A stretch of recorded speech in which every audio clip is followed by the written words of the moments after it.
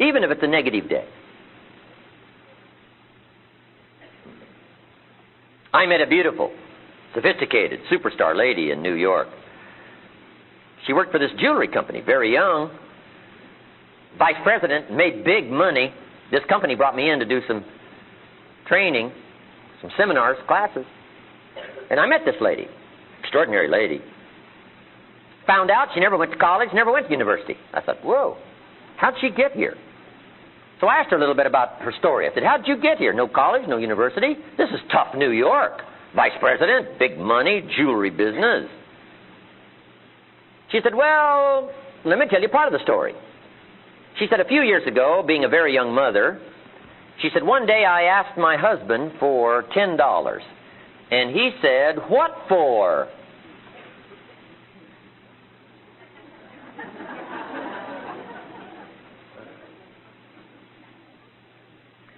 She said, Mr. Rohn, I promised myself before that day was finished I would never, ever ask again.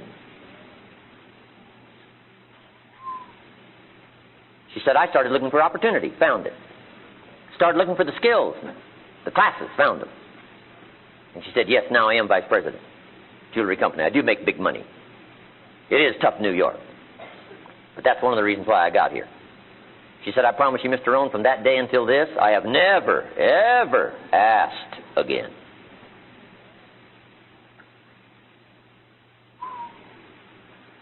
A powerful day. Here's the next one, decision. What a powerful day that can be, decision making. If you went home today and in the next few days made a list of decisions that you ought to be making, make the easy ones fast. Set up some time scheduled to learn all that's necessary to learn, make the rest of the decisions. I'm telling you, it could be one of the glorious days of your life, the day you decide. Powerful. Next is desire. Wanting to bad enough. Who can explain how that works? I don't know. All I know is some have got it. Enough desire to last for a lifetime. But here's what I also know. Sometimes desire waits and sleeps, waiting for something to happen. And who knows what the happening may be. Maybe it's the next sermon. Somebody wakes up. Maybe it's the next seminar like this. Maybe it's a book. Maybe it's a song, the lyrics. Maybe it's a movie, the dialogue. Maybe it's a life experience. Maybe it's the conversation with a friend who finally levels with you. Maybe it's the confrontation from an enemy. Who knows what it might be? Suddenly, desires awaken that can last for a lifetime. Sometimes from the bitterest experience comes the greatest awakening.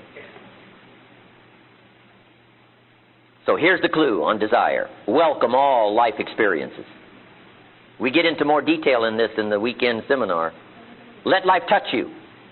Don't let it kill you, but at least let it touch you. The next touch could open up the well springs you'll never lack for desire for the rest of your life.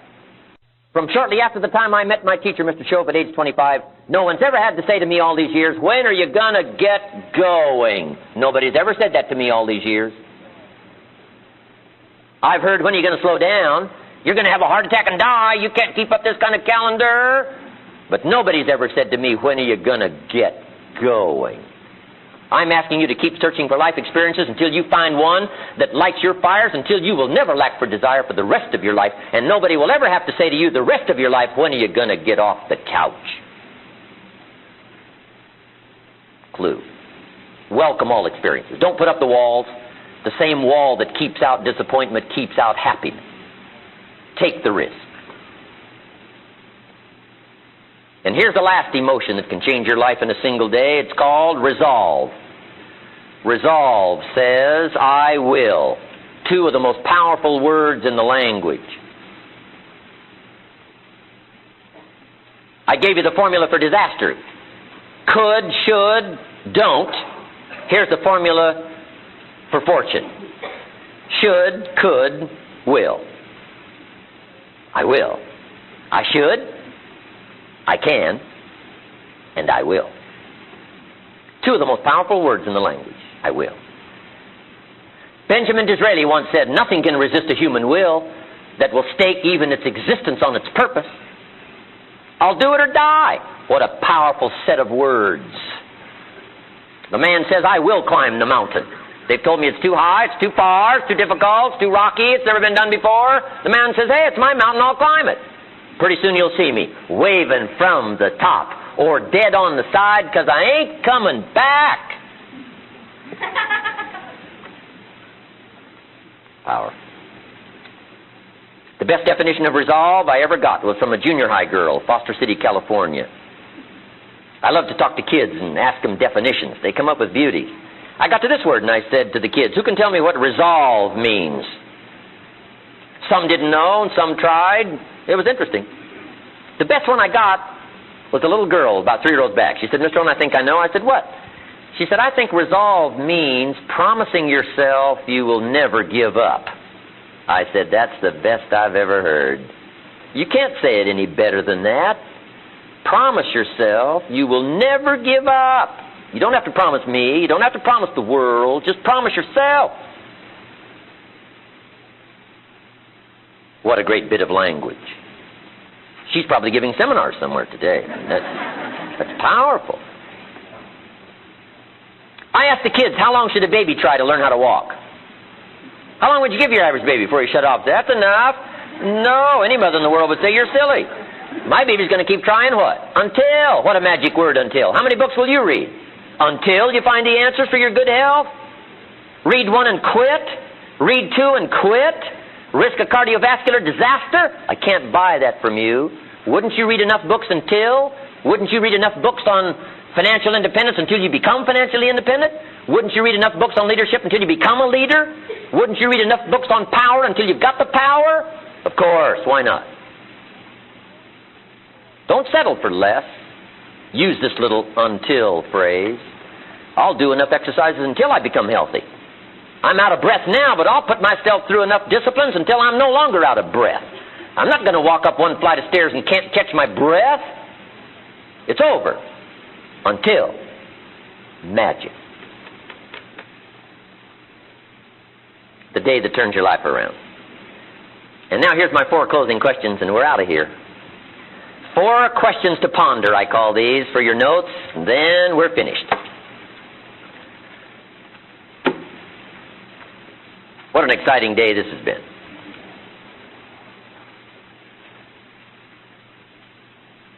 Looking forward to coming back. I think right to this very room, right, next time. If you can possibly get here, love to have you. Okay, just jot down these 4 questions now, and this wraps up our seminar. We'll get you on your way. Beat the traffic. Here's the first question, why?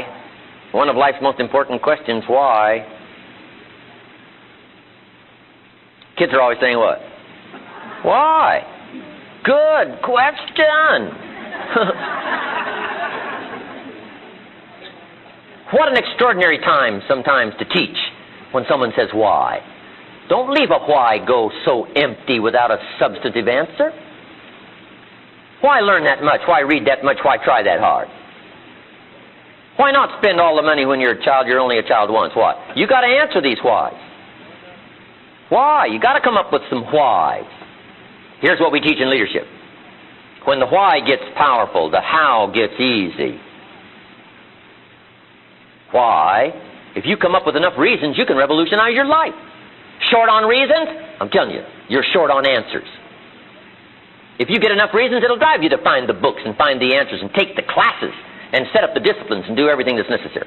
If you got enough reasons, that's what the why is, reasons aplenty.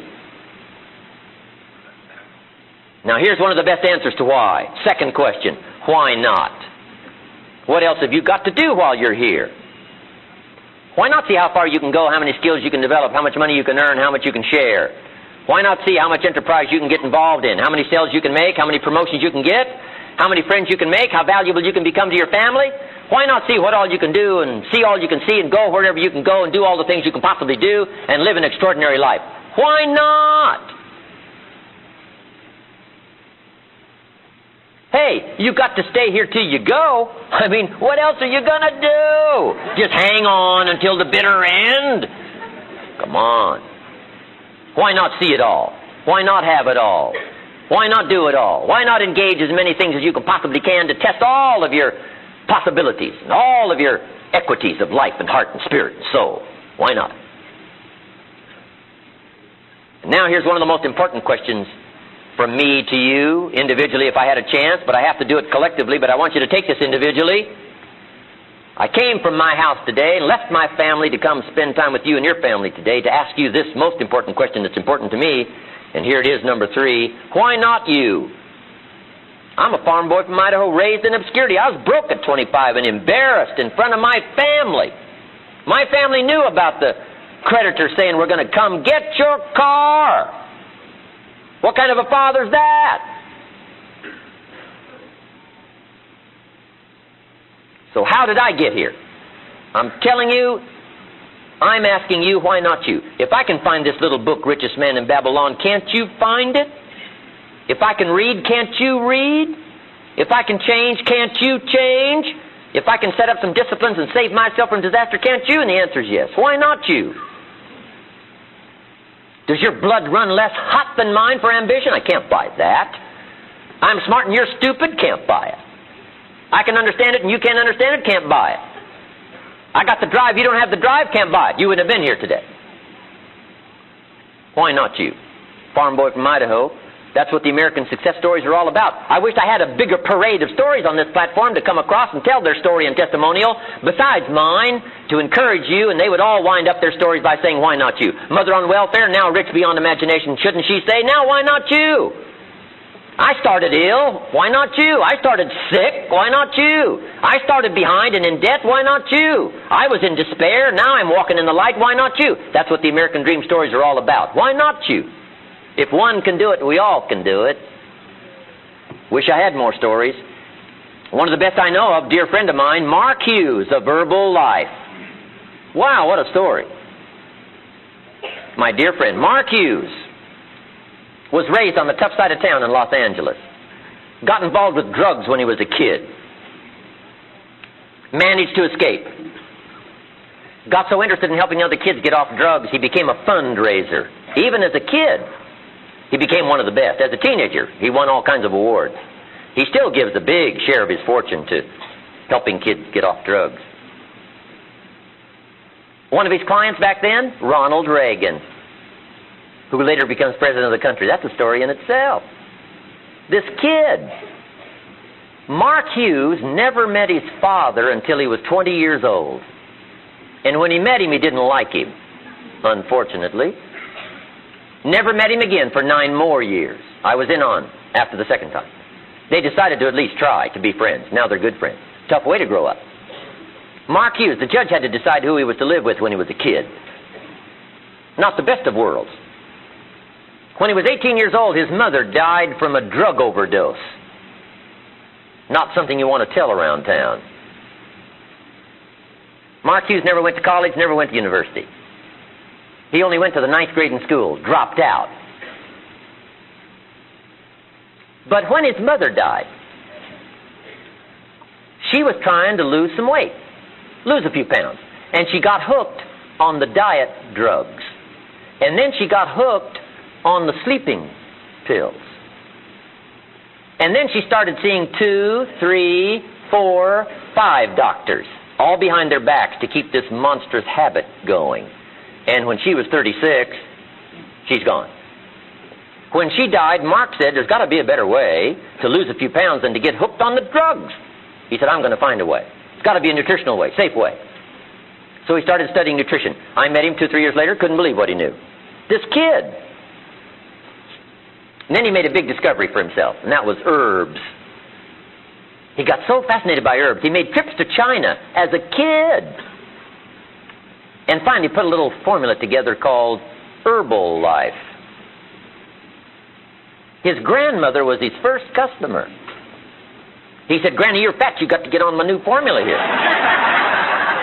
He's got a better presentation now, but I mean, that was it back then. She said, okay, and she lost some weight and got to feeling good and spread the word and got him some more customers. That started Herbal Life. He started really from the trunk of his car. And he just kept on going, got some other people to help him, did $1 billion in sales. Got so excited about what he accomplished, he did another $1 billion in sales. And then he just kept going, spreading into other countries, and he did another $1 billion in sales. And then he just said, hey, this works pretty good. And he just kept going, and he did another $1 billion in sales. That's what? $4 billion. And he does business in about 18, 20 countries officially, about 50 unofficially. Mega rich beyond anybody's imagination. He's still only 34 years old. Lives in a Beverly Hills mansion, got homes scattered around the world. If he was here to tell his story, guess what he would say? Why not you? Couldn't you find a fat grandmother? Borrow one from the neighborhood. Here's what he would also say. Take full responsibility. Maybe what's happened to you up until now has not been all your fault. But from now on, to solve it, it is your challenge. Take 100% responsibility. Work your way out of it. Mark attended my seminar about 16 years ago, and I recommended to him the little book called The Richest Man of Babylon. Guess what? He went and got it.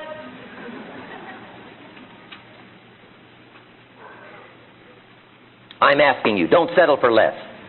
Let the American dream stories inspire you. Start from scratch. Start from nothing. Start from debt. Start from despair. Start from the darkness. I don't care where you are. Ghetto, mother on welfare. Book by book, you can walk away from anything. Class by class, you can walk away from anything. Apple by apple, you can be as healthy as you can possibly want to be. All you got to do is do not neglect. Pick up these disciplines step by step. Don't let any of them get away from you. Keep track of the numbers, and you can walk away out of the shadows into the light. Let your life become powerful and worthwhile and unique. Have all the equities you could possibly handle for a lifetime, for you and your family, and your treasures, and your enterprises. And I wish that for you. And here's my last comment in closing. If you'll allow me a personal word, here it is. Ask for God's help. That's just my personal word. I don't ask you to buy my philosophy, but we could all use a little help, I think. But hey, you've got to do your part. That's what this partnership is really all about. And that's what I've talked about all day today in this seminar, doing your part, my part. Remember the story about the man who took a rock pile and in a couple of years turned it into a beautiful garden? And a few years later, one man toured the garden, thought it was fabulous, but he wanted to make sure the gardener didn't take all the credit, so when he had a chance to meet him after the tour, he shook his hand and said, Mr. Gardener, you and the good Lord together have this beautiful garden here. Right? To get his point across. The gardener said, hey, I understand your point. If it wasn't for the seed and the soil and the miracle of the seasons and the sunshine and the rain, he said, certainly there wouldn't be any garden here. But he said, you know, you should have seen this place a few years ago when God had it all by himself. I like that part. And the reason is because we do have a part to play to help work our own miracle.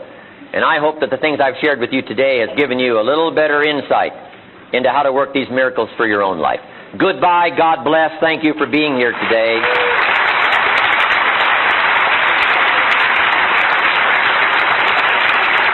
Oh, thank you very much. Thank you. Appreciate that. Thank you.